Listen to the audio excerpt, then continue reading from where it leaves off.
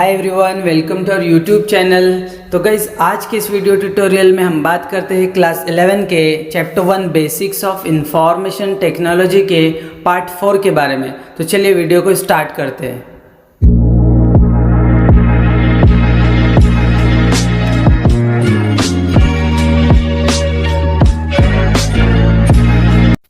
Welcome back. तो guys अब बात करते हैं what is computer network. Computer network is a group of interconnected computers or devices to have communication within themselves.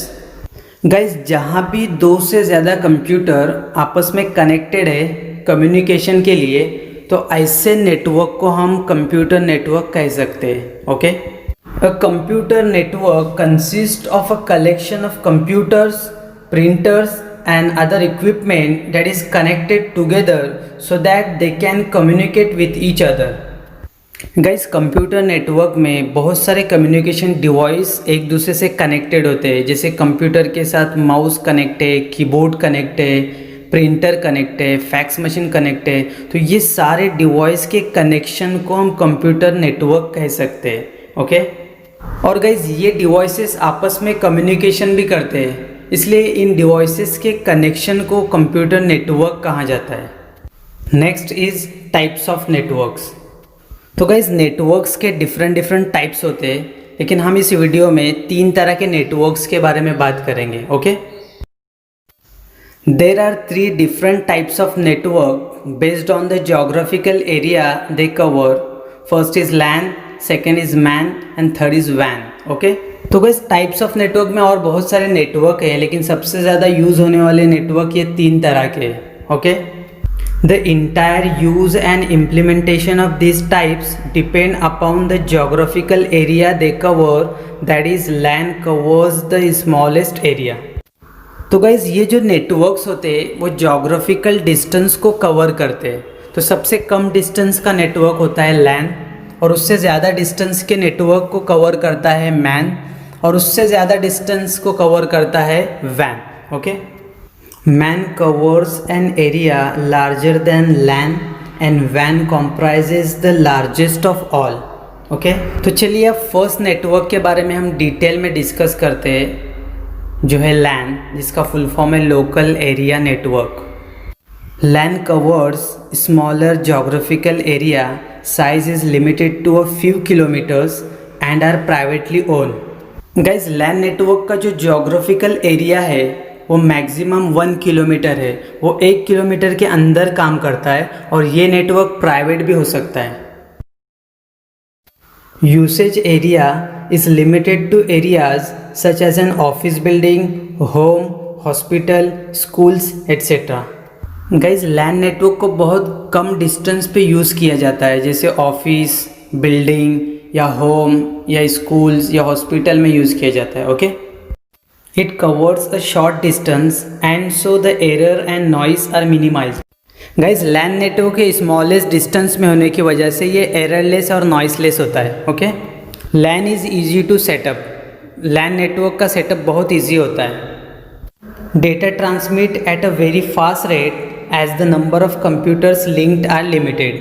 LAN network का data transmission rate बहुत fast होता है। LAN की स्पीड बहुत फास्ट होती है क्योंकि इसमें बहुत कम कंप्यूटर एक दूसरे से कनेक्टेड होते हैं। It is a less expensive hardware and maintenance cost is also low.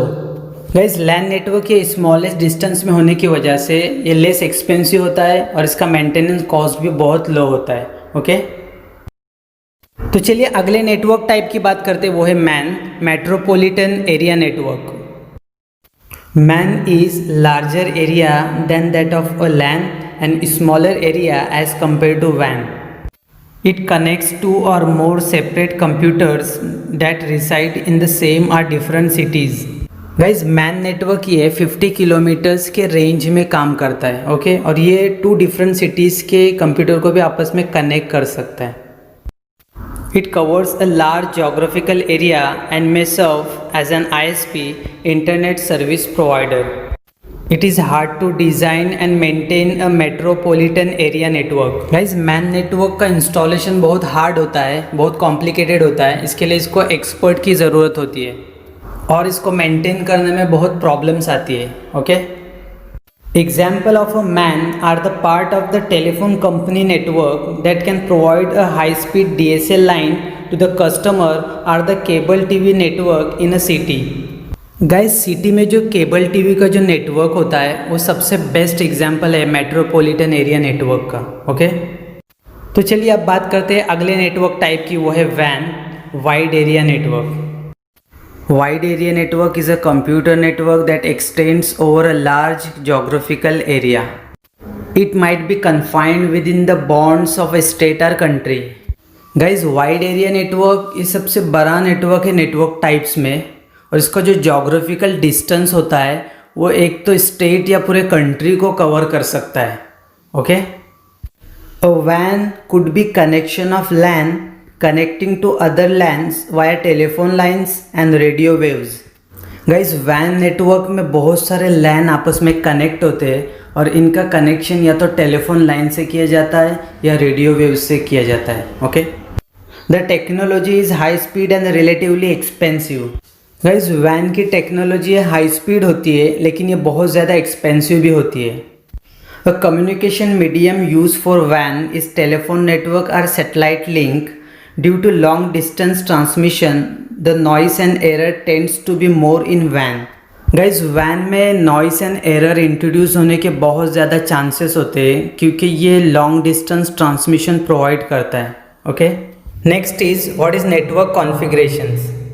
Guys, network configuration में हम नेटवर्क के डिज़ाइन के बारे में बात करेंगे कि नेटवर्क को किस तरह डिज़ाइन किया जाता है, उसका लेआउट किस तरह होता है, उसका कनेक्शन किस तरह किया जाता है। ये सारी चीज़ें हम देखेंगे नेटवर्क कॉन्फ़िगरेशन में। Okay, network architecture is the design of a computer network.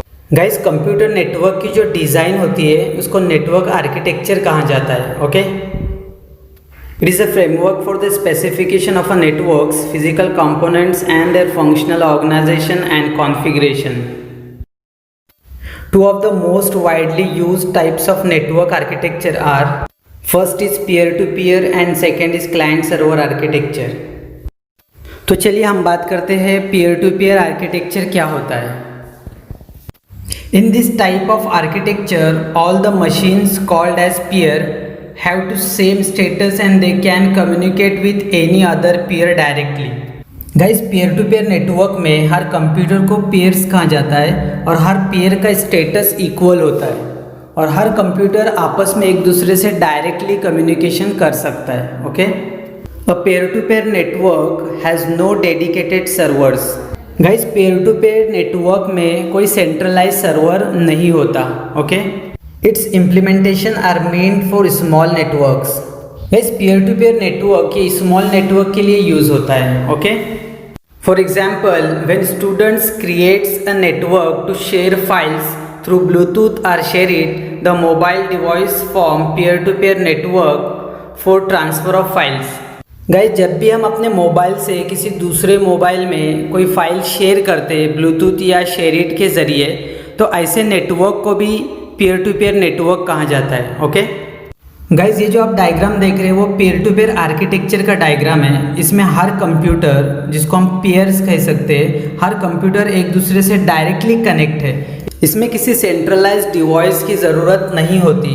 अगर किसी कंप्यूटर को डेटा सेंड एंड रिसीव करना है तो वो डायरेक्टली एक दूसरे से कम्युनिकेशन कर सकते हैं। ओके, तो चलिए अब बात करते हैं अगले नेटवर्क आर्किटेक्चर की, वो है client and server architecture. This type of architecture is the most suitable for larger network. So there are two types of machine in the network. First is the client and second one is the server. Guys, client and server architecture ये larger network होता है और इसमें एक server होता है जो centralized device होता है जिसको बहुत सारे client machine आपस में connected होते हैं। ओके, तो guys अब बात करते हैं what is client.